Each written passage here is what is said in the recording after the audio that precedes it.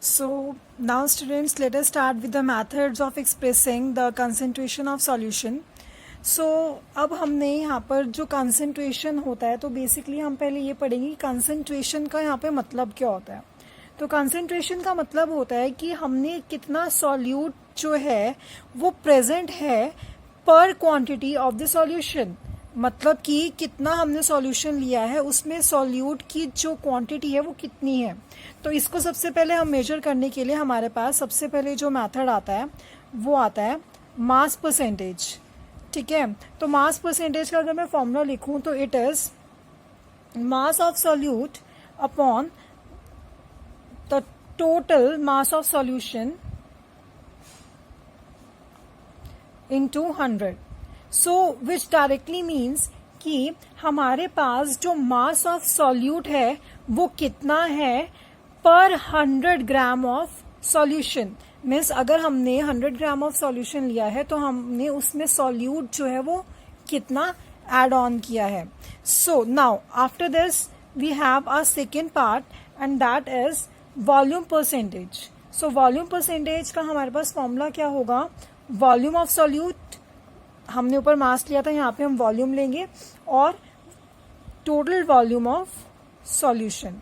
सो हमने यहाँ पे मास लिया था क्योंकि हमने मास परसेंटेज की बात की थी. वॉल्यूम परसेंटेज की बात करेंगे तो हम यहाँ पे क्या लेंगे, वॉल्यूम लेंगे. और यहाँ पर एक चेंज क्या आएगा कि हमने यहाँ पे 100 ग्राम की बात की थी, यहाँ पे हम 100 ml ऑफ सॉल्यूशन की बात करेंगे.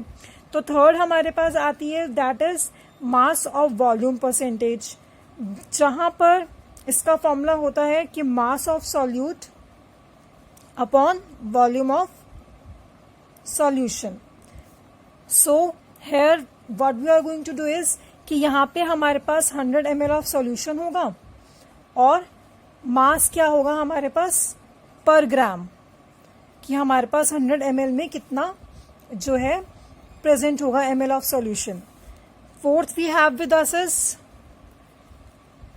ppm.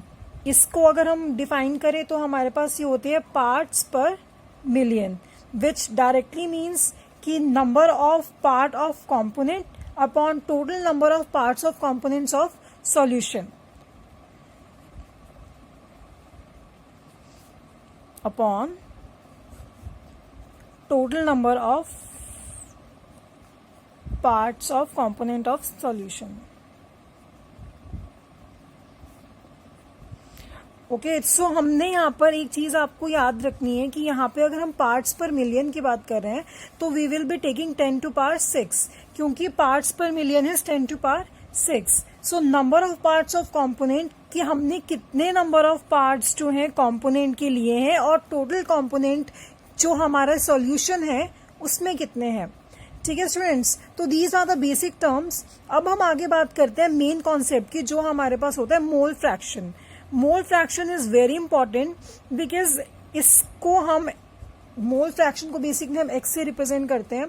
ठीक है, तो हमारे पास क्या होता है कि number of moles of component means कि अगर बाय चांस मैंने Na एंड Nb दो कंपोनेंट लिए हैं, this is solute and this is solvent, या फिर मैंने दो चीजें अगर एड ऑन की हैं, जैसे अगर means this is A element, this is B element, और इन दोनों के मिला के हमारे पास सॉल्यूशन बनता है फॉर श्योर. ठीक है, तो अगर हमने ए और बी इनको अगर हम ऐड करते हैं, पर अगर मैंने सिर्फ ए की वैल्यू निकालनी है तो इट इज दिस, अगर मुझे मोल्स ऑफ ए निकालने हैं. ठीक है, तो बेसिकली मोल्स को हमने बोला है कि हम एक्स से रिप्रेजेंट करेंगे. तो हम यहाँ पे क्या चीज नोटिस करेंगे कि हमें अगर बी के यहाँ पे निकालने हैं तो it will be X B N B plus N A, which directly means कि हमने यहाँ पे क्या करना है कि एन ए एन बी जो नंबर ऑफ मोल्स हैं वो सॉल्यूट एंड सॉल्वेंट के हैं. ठीक है, जैसे मैंने आपको बताया था. तो बेसिकली सॉल्यूट एंड सॉल्वेंट आपका क्या बनाता है, सॉल्यूशन बनाता है. तो सॉल्यूशन को हम नीचे रखेंगे और एन ए मतलब एक चीज की हमने मोल्स की यहाँ पे बात करनी है. उसके बाद स्टूडेंट्स हमारे पास जो मेन कॉन्सेप्ट होता है वो हमारे पास आता है मोलारिटी का और नॉर्मेलिटी का एंड मोलालिटी का. ठीक है, तो मोलारिटी हमारे पास क्या होती है, मोलैरिटी की अगर हम बात करें तो मोलैरिटी इज दैट कि अगर आप number of moles of solute लेते हैं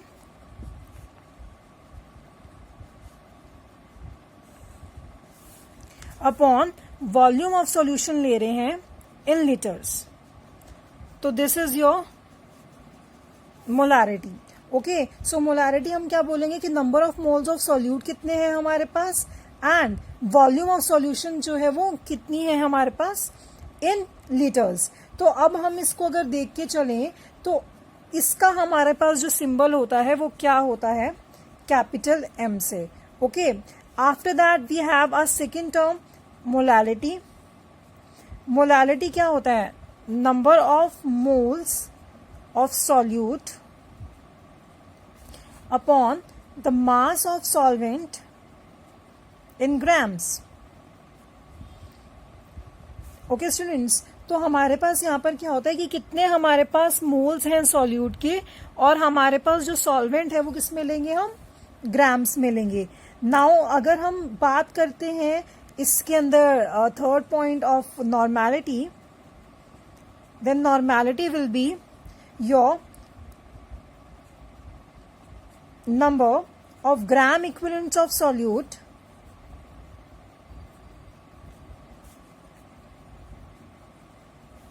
upon volume of solution in liters. So this is the concept of molarity and normality. Okay, तो बेसिकली अगर मैं इसको दोबारा डिफाइन करूं because these are important terms, so molarity को हम कैसे डिफाइन करेंगे, number of moles of solute present per litre of solution. Okay, अब मोलारिटी की बात करते हैं तो molarity is number of moles of solute which are dissolved in 100 gram of solvent. Okay, normality की अगर हम बात करें, normality को कैसे define करेंगे, it is the normality of a solution is defined as number of gram equivalents of solute dissolved per liter of solution.